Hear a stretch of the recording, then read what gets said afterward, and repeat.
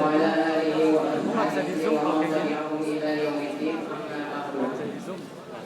Segala puji bagi Allah, salam kepada junjungan kita Muhammad Sallallahu Alaihi Wasallam, pada para sahabatnya, keluarganya yang mulia, serta pengikut-pengikutnya yang setia hingga akhir. Kaum muslimin yang dimuliakan oleh Allah Subhanahu Wa Taala. Selain memahami urgensi dan hikmah sholat, sangat penting bagi kita untuk menjaga kekhusyuan sholat kita. Disebutkan oleh Imam Ibnu Qudamah al-Maqdisi dalam kitabnya Mukhtasar Minhajul Qasidin bahwa kekhusyuan adalah puncak kebaikan dari segala adat-adat sholat yang kita kerjakan. Telah disebutkan pula dalam Al-Quran, A'udzubillahi minasyaitonir rajim, Bismillahirrahmanirrahim. Qad aflahal mu'minuna alladzina hum fi shalatihim khashi'un. Yang artinya, sungguh telah beruntung orang-orang yang beriman, yaitu mereka yang khusyuk dalam sholat-sholat mereka.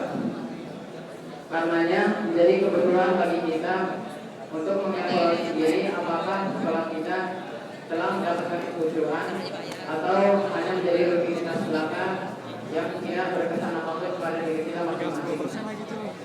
Tentu kita harus berusaha untuk meningkatkan kualitas sholat kita dari hari ke hari, bukan hanya menjalankan syarat dan rukunnya saja, namun juga berusaha untuk mengajar kekhusyuan pada setiap sholat tersebut agar lebih optimal pahala dan pahala yang diperoleh. Kaum muslimin yang berbahagia, disebutkan dalam tafsir Al-Wasit yang ditulis oleh Syekh Al-Azhar Muhammad Al-Tantawi, makna khusyuk adalah ketakutan dalam hati menghadap Allah Subhanahu wa Ta'ala yang terlihat pada anggota tubuh yang menjadikannya tenang dan merasakan bahwa dia berdiri menghadap Allah Subhanahu wa Ta'ala. Hal tersebut memang tidaklah mudah, dan harus dilatih secara terus-menerus. Adapun beberapa langkah untuk lebih khusyuk dalam sholat secara umum telah dibahas dalam kitab-kitab, diantaranya sebagai berikut. Yang pertama, menyadari fungsi dan pentingnya sholat. Dengan menyadari fungsi dan pentingnya sholat, ia tidak lagi menganggap sholat hanya sebagai suatu kewajiban, namun juga menganggapnya sebagai suatu kebutuhan yang akan berakibat baik di dunia maupun di akhirat. Yang kedua ialah istiqlal al-qalb atau konsentrasi, yakni mengosongkan hati dari hal-hal yang tidak boleh konsentrasi pada saat melaksanakan ibadah sholat. Oleh karena itulah disyariatkan niat pada awal sholat untuk mendatangkan kekhusyuan tersebut. Rasulullah Shallallahu Alaihi Wasallam juga mengingatkan godaan syaitan ketika manusia tengah sholat. Yang ketiga, tafakur lima'anal kalam atau mengetahui arti lafal. Dengan memahami arti lafal, maka itu akan membantu kekhusyuan kita dalam sholat, karena akan lebih hikmat dalam membaca tiap-tiap kalimat dalam sholat.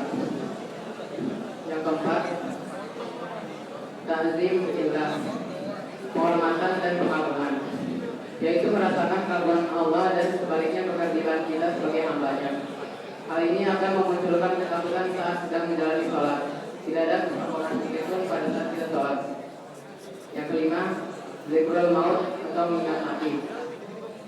Kita merasa bahwa sholat ini adalah sholat yang terakhir bagi kita.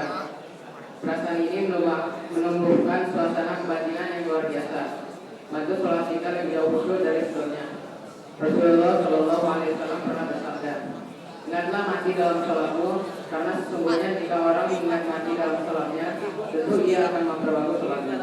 Sholatlah seperti orang tidak yakin ia akan dapat melakukan sholat lainnya.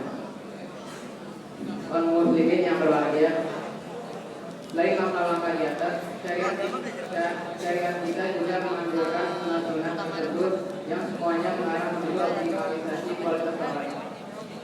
Ada hal-hal yang dianjurkan seperti bersiwak, memakai pakaian yang baik, berdoa ketika masuk ke masjid. Adapun hal-hal yang dilarang oleh dimakruhkan seperti larangan makan makanan berlebihan, larangan sholat dalam kondisi hajat dan sebagainya. Jika semua ini dijalankan dengan baik, insya Allah akan